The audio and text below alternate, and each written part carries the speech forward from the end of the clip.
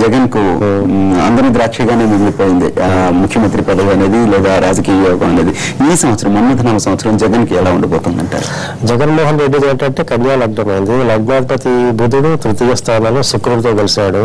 నవంబర్లో శని చూస్తున్నాడు అనమాట. ఆయనకి హంసయోగం ఉంది, గజకేసరి యోగం ఉంది అనమాట. ఆయన పౌర్ణమి టైంలో పుట్టాడు అనమాట. అంటే రాజయోగం చాలా ఉన్నాయి ఆయనకి. ఆయనకు నడిచేది ఇప్పుడు ఏంటంటే శని మహాదశలో రాహు అంతర్దశ. ఈ శనికి రాహుకి షష్టాష్టకం ఉండడం వల్ల ఆయనకి గత సంవత్సరం అధికారం రాలేదన్నమాట. ఇప్పుడు ఈ సంవత్సరం ఏమవుతుందంటే ఆయనకి రాశి మిథునమైంది ఆయనది. గోచార గురుడు శని ఇద్దరు చాలా బాగున్నారు ఆయనకి. అయితే జూలై వరకు గురుడు బాగుంటాడు. ఆ తర్వాత గోచార గురుడు ఏమీ హెల్ప్ చేయడు, ఏం సహాయం చేయడు అనమాట. అనుకూలుడు కాదనమాట.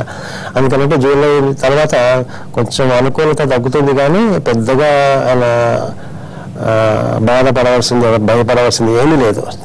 ఈ సంవత్సరం బాగానే ఉంది ఆయనకి. ఓకే, పార్టీ పరంగా చూసుకున్నా లేకపోతే ఆయన అనేక సమస్యల్లో ఉన్నారు. సిఐడి అవతల కేసులు, చాలా కేసులు నడుస్తున్నాయి. ఈ వ్యవహారాలన్నీ చూసుకుంటే మొత్తంగా ఓవరాల్ గా ఎలా ఉండబోతుంది ఈ సంవత్సరం? అలాంటి ఇబ్బందులు ఏమైనా మళ్ళీ తలెత్తే అవకాశాలు ఉన్నాయా? అంటే శని మహాదశలో రాహు అంతర్దశ.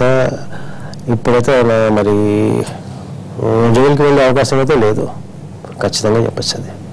ఓకే, ఇక పార్టీ వ్యవహారాల విషయానికి వస్తే పార్టీలో ఎలా ఉండబోతుంది అంటే చాలా మంది నేతలు పార్టీని వీడిపోతారని కొంతమంది, లేదా పార్టీలోకి వస్తారని కొంతమంది. పార్టీ బలహీనపడుతుందా లేకపోతే మరింత బలపడుతుందా? ఇప్పుడు ఎట్లా, ఇప్పుడున్న పరిస్థితిని బట్టి ఈ సంవత్సరం ఎలా ఉండబోతుంది?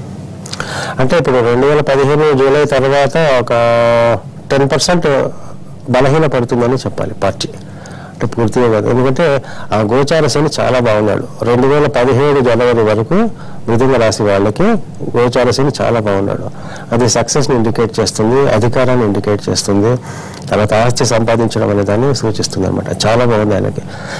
అంటే పార్టీ మీద పట్టు కొంతవరకు తగ్గుతుంది, కానీ పెద్ద నష్టమే ఉండదు ఆయనకి. మెగాస్టార్ చిరంజీవి గారి విషయానికి వద్దాం.